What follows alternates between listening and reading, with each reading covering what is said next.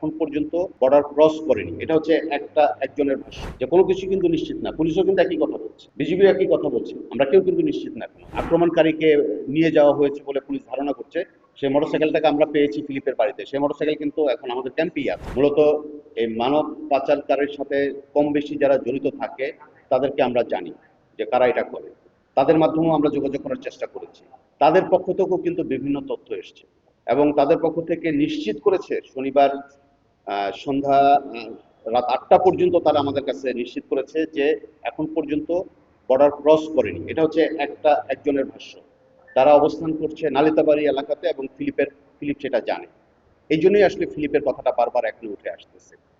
আবার এটাকে আমরা উড়িয়ে দিচ্ছি না যে এখনো আছে, আমরা কাজ করছি, এটা নিয়ে কাজ করছি। এই জন্য ফিলিপ স্নাল যে ব্যক্তিটা আছে তার প্রসঙ্গটা বারবার উঠে আসতেছে এই একটা কারণে।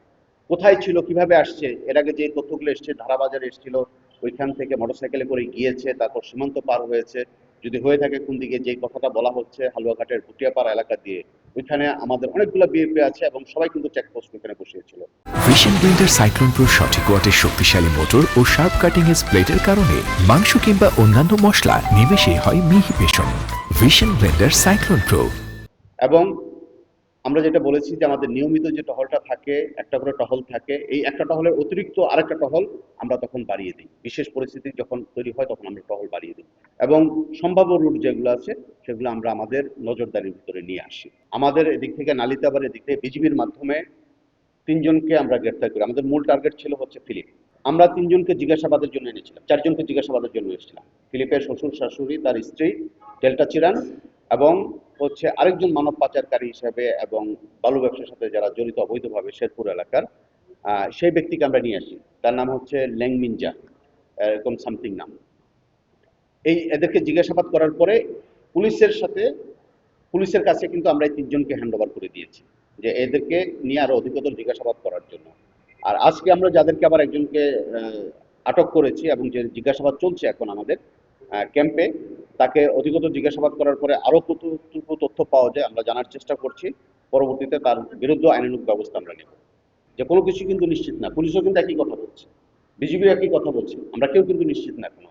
এখন যাদেরকে জিজ্ঞাসাবাদ করলে বা যাদেরকে ধরলে আসলে সত্য ঘটনাটা জানা যাবে। যদি ভারতে গিয়ে থাকে বা পাচার করা হয়ে থাকে, তাকে কে করেছে আমার তো তার সেটা জানতে হবে। কারণ এই সীমান্তবর্তী এলাকাগুলো এরকম, আপনার পাচারকারীর সহায়তা ছাড়া আপনি কোনোভাবেই ওই পারে যেতে পারবেন না। তাহলে যাকে পাচারকারী হিসেবে বিবেচনা করা হচ্ছে সে ফিলিপ স্নাল, তাকে ধরার জন্যই আসলে মাঠে আমরা কাজ করছি। এটা পুলিশও কাজ করছিল ওই দিন থেকে, আমরা কাজ করছি এবং টিল নাও এখনো কাজ করছি। এই এলাকার সব জায়গা দিয়ে কিন্তু মানুষ যাতায়াত করতে পারবে না। সম্ভাব্য কিছু স্থান থাকে যেগুলো আমরা দিনের পর দিন, বছর পর বছর কাজ করতে করতে আমরাও নিজেরাও জানি, স্থানীয় যারা বসবাস করে তারাও জানে যে সম্ভাব্য রুটগুলো কোনগুলো হতে পারে। সেগুলোকে আমরা মাথায় রেখে কিন্তু আমরা রাস্তাগুলোকে আমরা ক্লোজ করে দিই, নজরদারির আওতায় আনি। একই সাথে আমরা কিন্তু গ্রামবাসীর সাহায্য নিই, আমাদের সোর্সও নিয়োগ করে দেই। স্থানীয় জনগণের ভিতরে আমাদের সোর্স আছে, তাদেরকে নিয়োগ করা হয় সো দ্যাট তারা যাতে কোনো তথ্য পাইলে আমাদেরকে যেন জানায়। তো এইটা এই জন্য এখনো রয়ে গিয়েছে কিছুটা কনফিউশনের ভিতরে। সেই কনফিউশনটা যত তাড়াতাড়ি আমরা যদি দূর করতে পারি তাহলে সবার ভিতরেই যে একটা অনিশ্চয়তা দেখা দিচ্ছে সেটা হয়তো বা কেটে যাবে। এখন এই জন্যই আমরা ফিলিপ স্নালকে ধরার জন্য আমরা কাজ করছি। তার সহযোগী হিসেবে যারা ছিল তাকে নিয়ে এসেছি এবং ফিলিপ স্নাল যে মোটরসাইকেলটা ব্যবহার করেছিল, আপনাদেরকে এতটুকু বলতে পারি, সেই মোটরসাইকেল কিন্তু এখনো আমাদের ক্যাম্পে। আমরা ওই দিন রাতের বেলা যখন রেড করেছিলাম তার বাড়িতে আমরা মোটরসাইকেলটা পেয়েছি। পুলিশ বলেছে আমাদেরকে যে এটাই সেই মোটরসাইকেল যেটাতে করে ইয়াকে নিয়ে যাওয়া হয়েছে, এই আক্রমণকারীকে নিয়ে যাওয়া হয়েছে বলে পুলিশ ধারণা করছে। সেই মোটরসাইকেলটাকে আমরা পেয়েছি ফিলিপের বাড়িতে। সেই মোটরসাইকেল কিন্তু এখন আমাদের ক্যাম্পেই আছে। সীমান্তর যে সম্ভাব্য রুটগুলো আছে অধিকাংশ রুটগুলোকে আমরা তখন ব্লক করে দিতে পেরেছি এবং শুক্রবার থেকে শুরু করে শনিবার পর্যন্ত এটা একদম কন্টিনিউ চলে গিয়েছে রাত পর্যন্ত এবং টিল নাও আমরা সেটা করছি। কারণ আমরা কোনো কিছুই আমরা কিন্তু সহজভাবে আসলে দেখছি না, যাতে আমাদেরকে ভুল পথে পরিচালিত করে আবার অন্য কোনো ঘটনা যাতে না ঘটে যায়, সেটাও আমরা যাতে না ঘটতে পারি সেটা লক্ষ্যে আমরা কাজ করে যাই।